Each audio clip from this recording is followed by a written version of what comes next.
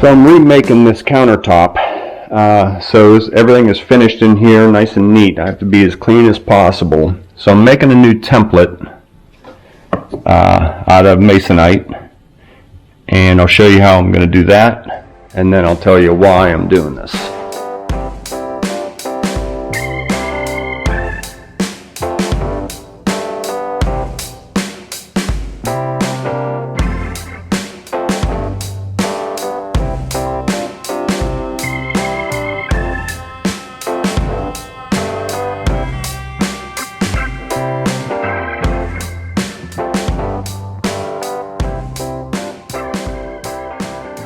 Okay, so I'll finish up here what I was doing. Got a little gap between the walls, just a little wiggle room. But this follows the contour of the wall, as well as the back. Running out of battery. I did my sink opening, so I know exactly where that goes. Faucet as well. I'll put a little mark here for center. Same over here. This is just for shipping, little diagonals for strength. Now I just have to do the sink opening, and I'll do that in 1 second. So just make sure the cardboard doesn't move.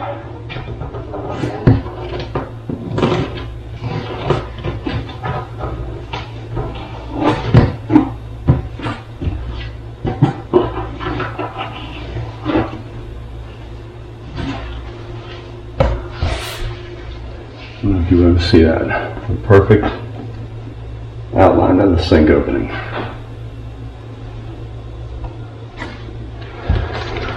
Okay. So why I have to do this is we poured this and we got a big arc in it, a sag and an arc. The ends are curling up on us. I think we poured it too wet. But look at the gap, you can fit a pencil, and when we did install that was tight. So we'll go ahead and remake and pay more attention to that. So back to the shop. Okay, so I got the templates back to the shop, and my battery was going dead. I'm not sure if I showed you what I did. Whenever they were sitting on the countertop, you mark top, front, sides, you mark where the sink is. You just write everything you can on here because it makes sense there, but once you get it back here in the shop, sometimes it doesn't make complete sense. So then what you need to do is remember we pour these upside down. So you take your templates and you got to flip them over. And that's another reason why we write on the top side, and they always go top down. This is the top of the concrete. This is the bottom of the concrete. We pour these upside down. We've made that mistake before. Not we, I did it one time. I forgot to flip my templates over, and that will never happen again. You always write on it when you're making them, and you know that the writing always goes down. So I'm just getting started building my forms. We have these pre-cut and pre-drilled and screwed. That's my front side. I just ran a chalk line down the board, and my template goes against there. So that is all I'm going to do for today. It's getting a little bit late, but my templates are nice and safe back here in the garage, nice and dry, laying flat, and we'll go ahead and keep pushing forward. This is my sink layout, so I'll just take a pair of scissors and cut this out right around my pencil line. Then I'll change that to 1.5 inch styrofoam, and again it's all laid out front, top, and it'll fit right there.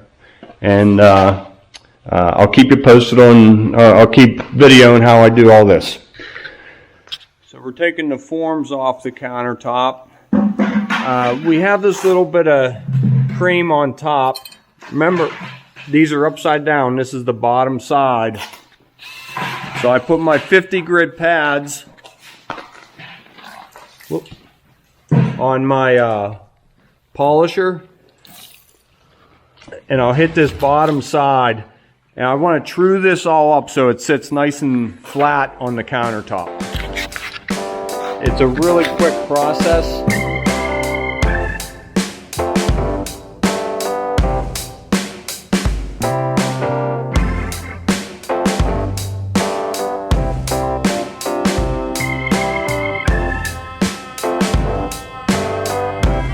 Okay, so we poured these on Friday. What day is today? Tuesday. So they've been laying there Friday morning, Saturday, Sunday, Monday, Tuesday. 4 days. I ground off, they're upside down, so I ground off the underside yesterday, let them dry. Now we're going to flip them over. One we'll put up on the table, and two we'll just put on buckets. So we got them all protected up on buckets. We put styrofoam under them. That one's up on a cart that I can wheel around. I have a couple other carts, but we got other stuff piled on them. So now this is the top. You can see how smooth it is. So we'll grind this open and tear all this stuff off, because this is the weakest part of the countertop. We want to get this top all ground off and get it opened up, and then we'll cream in our top coat. Can't wait to show you this. Okay, so here are the countertops. The next day after we flipped them, everything's dry on them. All this stuff just flakes right off. But this is the weakest part of the concrete. So we want to grind this top off and tear that all open. And then we cream it with some better, harder cement. See how that just breaks right off of our sink opening? And then we'll sand this edge and make it real nice. We'll round that off real nice so nobody gets cut on that. That's our broken stone edge. And remember, I ground this downside so that when this overhangs the countertop, this is nice and smooth now. So I'll go ahead and get going.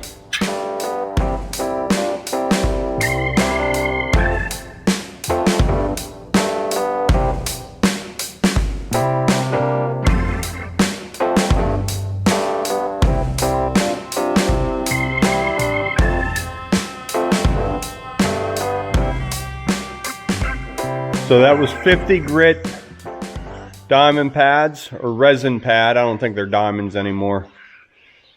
So it's pretty smooth. You can see how it's just all ripped open. Now that's some hard material. All the soft cream is gone. It didn't take long. And I'll do these ears. I'll do these by hand with a rubbing pad. I'll show you that in a little bit. But I don't want to bring that machine out here and crack them right here. Right now there's a lot of nice meat there. We won't have any problem. But that's how I'm going to do that. So I'll give you some up close on this.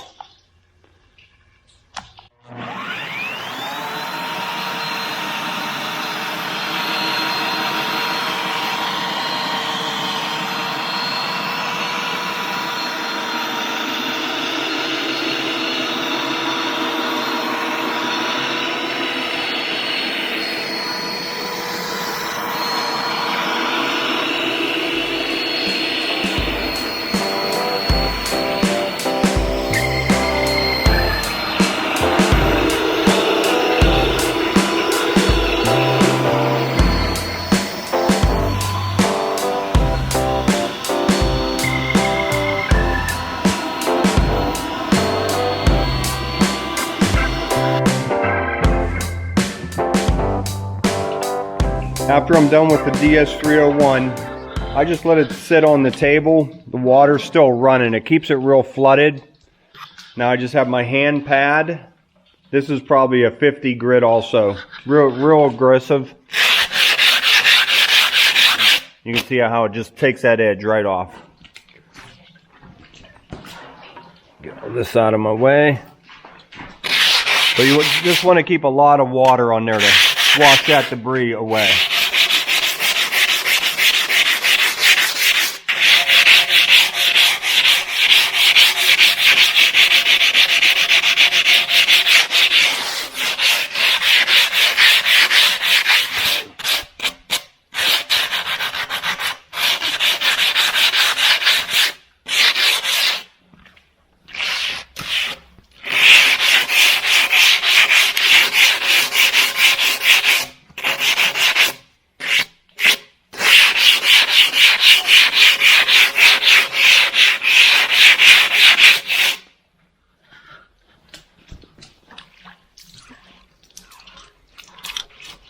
It's a real nice soft rolled edge now.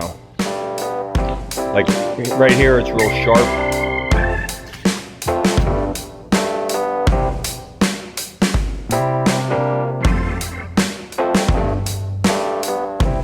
Now that I have everything squirted off, all the loose debris taken off, we just take our squeegee, take the excess water right off.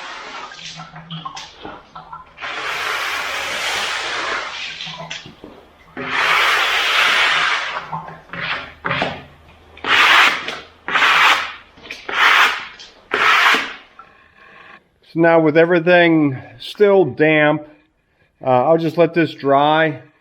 What is it, about 4 o'clock? I'll head home, eat some dinner. I'll come up here about 6:30 or 7 o'clock tonight, and I'll show you the next step. I'll put a cream coat on here, and we'll be ready for polishing tomorrow. Now for this next step, we just use straight Portland cement and water, just a real thick paste, and work it into these pores. All we do is put on rubber gloves, just a real thin rubber gloves, and just the best thing we find is your fingers, just wiping it into all these little crevices.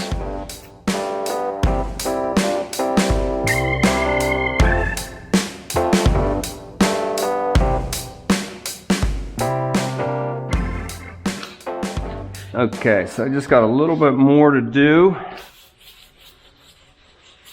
Yeah, I'm just forcing it right into those holes.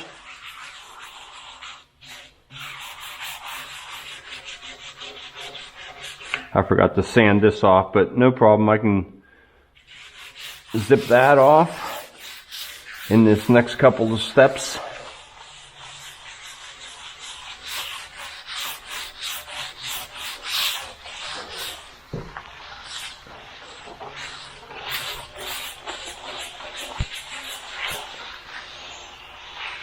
See how those holes are just settling right in there. We've tried troweling, squeegees, sponges.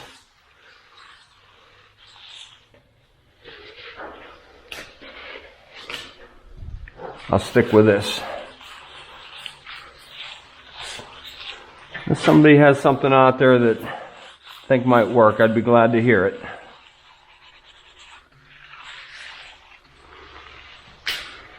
The more you move it around and push it into those crevices, the better it goes.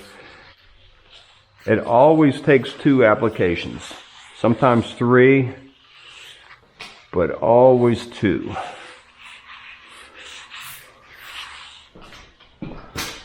And just put a little bit on the face just for color match. So these countertops are gray concrete with gray topping.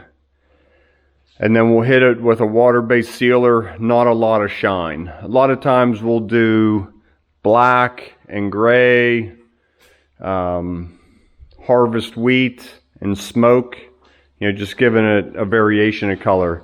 These are gray and gray. It's a real nice look that people seem to be going with. All right, we'll let this dry overnight and polish them off tomorrow. So I'm up here working on these countertops, and what better to listen to than Concrete with the Hosses.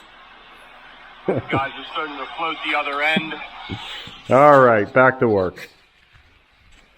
What a surprise. Steve hit these for me. I guess Steve did it. I was expecting to come here after work and have to grind all this off, but I think Steve went ahead and took care of it for me. I have some slurry from last night to come over this face. I'm going to go ahead and grind that off. And then we'll cream coat these one more time. Got a couple holes here. Here. Nothing major. Like I said yesterday, it always takes 2 coats. And we'll get that sealed up. This stuff will come right off.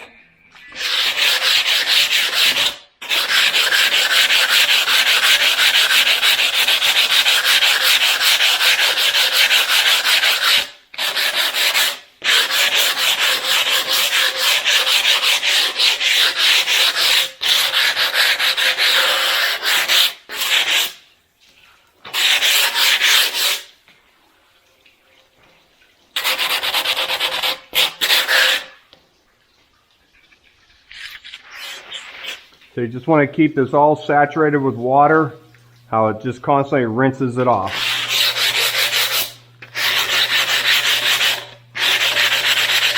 You don't want to push real hard, just let the pad do the job, just sand it right off. See how it just softens that right up.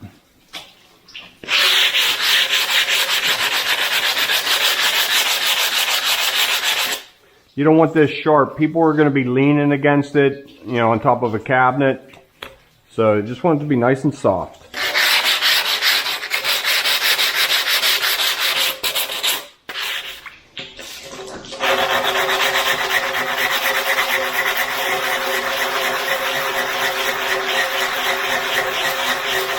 I just wanted to show you how fast that takes it off of there.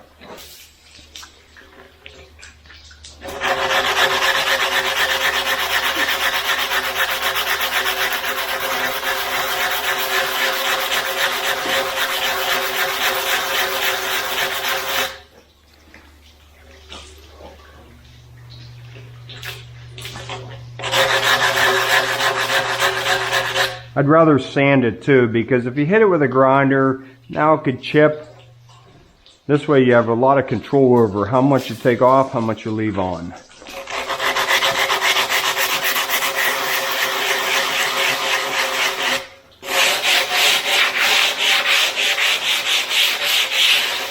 Okay. So this is wall, this is front, this is back. Backsplash will be going on here. This is our sink.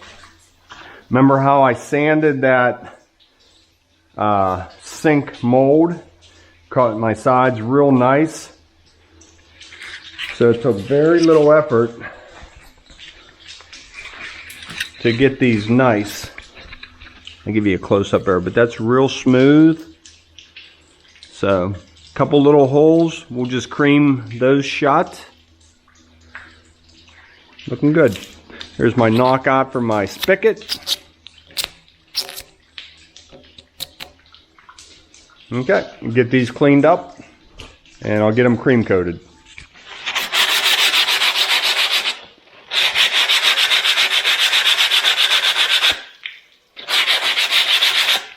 That way the top of the broken stone will match the bottom. If you leave that slurry on there, you'll see that. And it comes right off.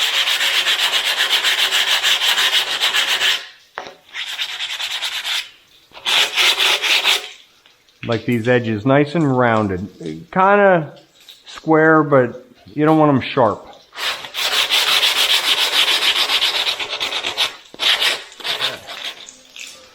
That's what I like right there.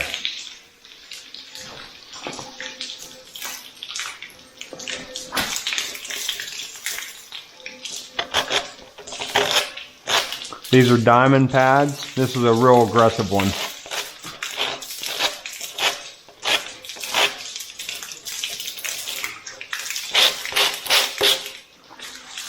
And then I just wipe them and make sure that there's nothing jaggy, sharp.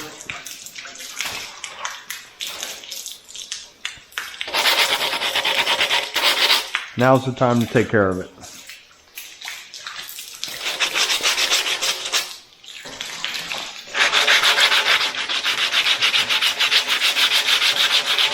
So I just got done taking care of the second edge. This one's all done. So now I just squeegee the water off.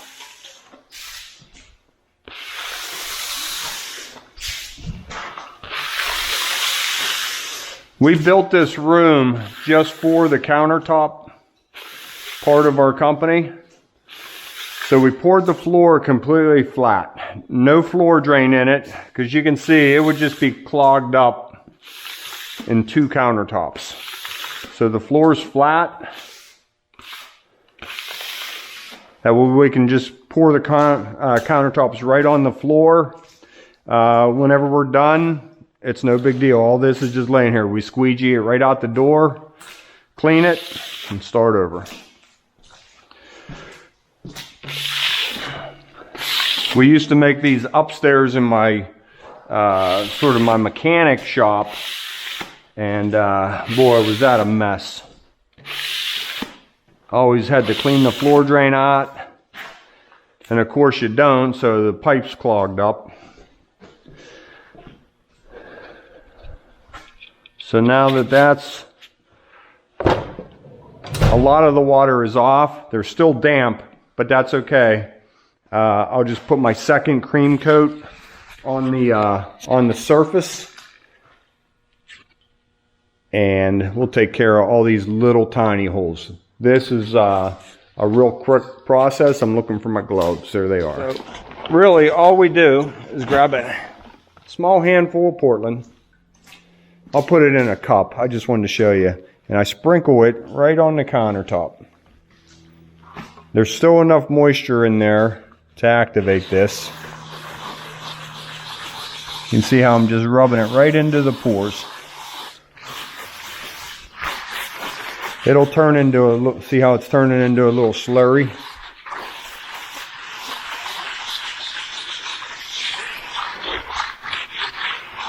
That's how you fill those fines in.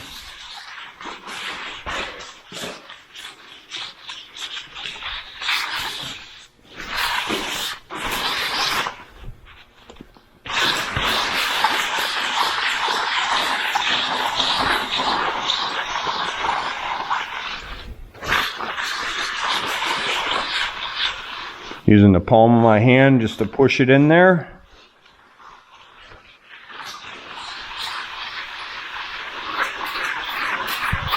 We used to polish these to like 3,000 grit, super smooth. But the problem we were having is nothing would stick to them. The sealer wouldn't stick. And you have to seal them, otherwise anything will stain it. You know, wine, lemon juice, it'll leave a mark behind. So you got to put a sealer on it. So we started going just up to 200. And I mean, 200 is quite smooth. And then when you put a sealer and wax on it, they're very smooth.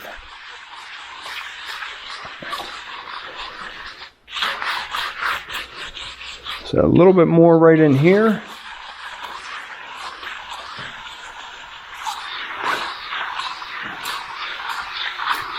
You just leave this harden up overnight. Hit it tomorrow. I just have to fill in some of these holes here, and I'll mix up a little bit thicker stuff so it holds. A couple, 1, 2, 3, 4, a couple holes there, 6, 7, 8. Not a lot. Just want to get those filled in.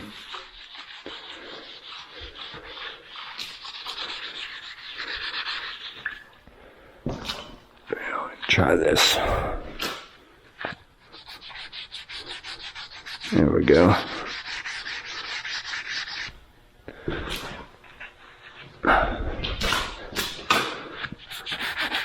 Yep, working perfect.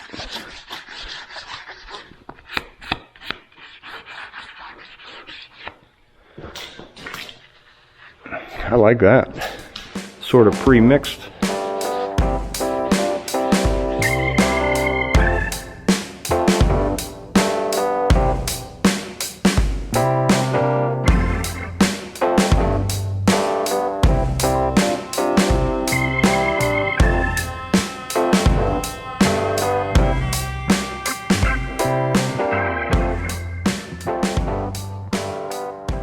Okay, so still working on these countertops. Almost done. I just take a tack rag, just wiping everything off. They're still kind of rough. So something I started doing, I just take some packing tape, put it in a loop. You know, sticky side out. Just roll that over. It's real quick. And you can see just a little bit more dirt. I don't know if you can see that or not. Just a couple specks of dirt. It gets off of there. They're just stuck down in the pores. I've tried different things.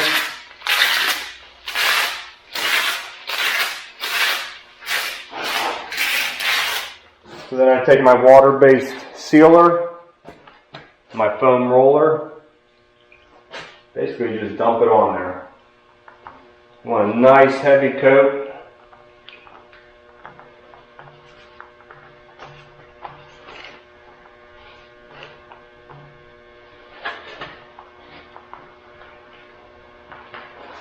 Really saturating that top.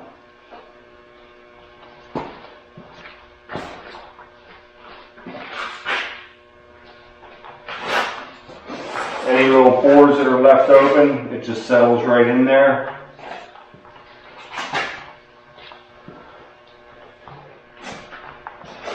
We used to do a lot of epoxies, but I'm really liking this water-based.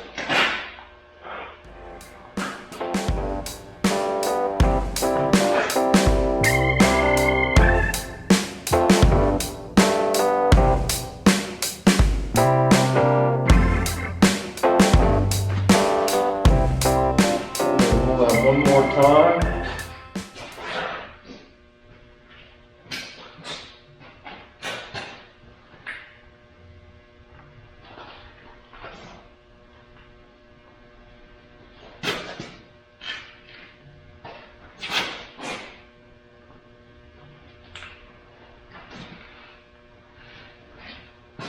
I'm not even pressing on this roller, just the weight of the roller.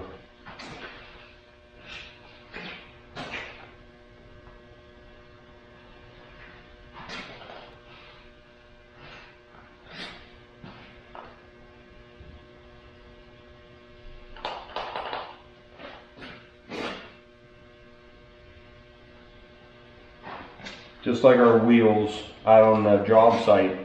Once you get air bubbles and stickage, just slow it down a little bit. If you roll these too fast, you get these air bubbles going. Got a couple lines, they'll settle down. If they don't, I'm sanding and buffing it.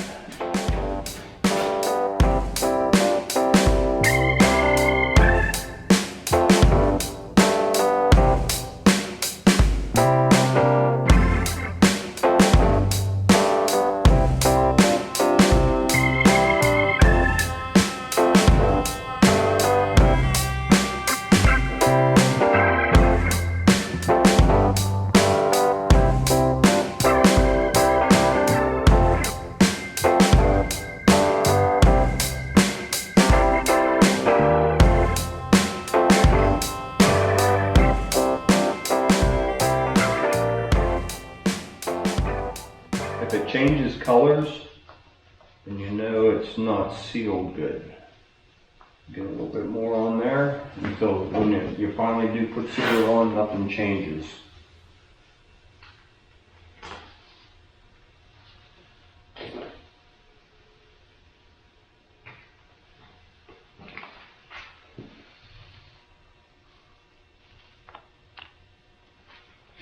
Okay, I think that's how we'll leave it for tonight.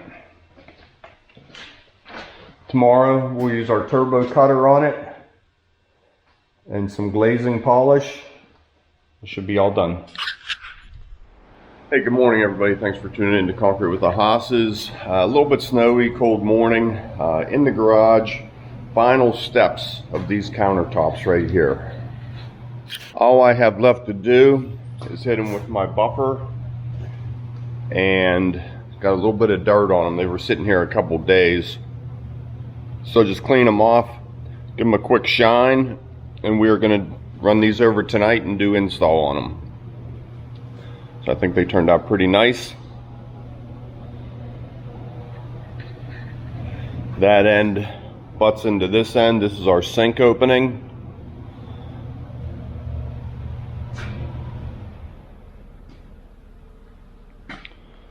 So this should only take a couple minutes and we'll get on the road to our project.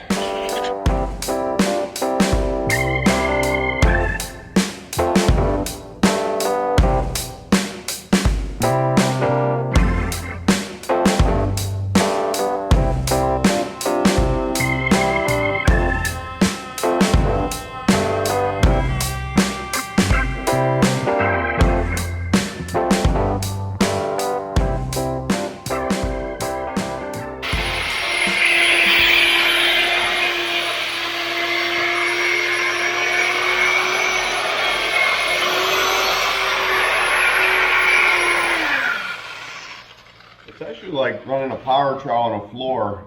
You put the buffing compound on it, it gets all slippery, and then it gets sticky, and then once it starts gliding over here, like here it got real smooth, the polishing compound sort of dissolved, and it's just like you're putting a nice finish on a floor.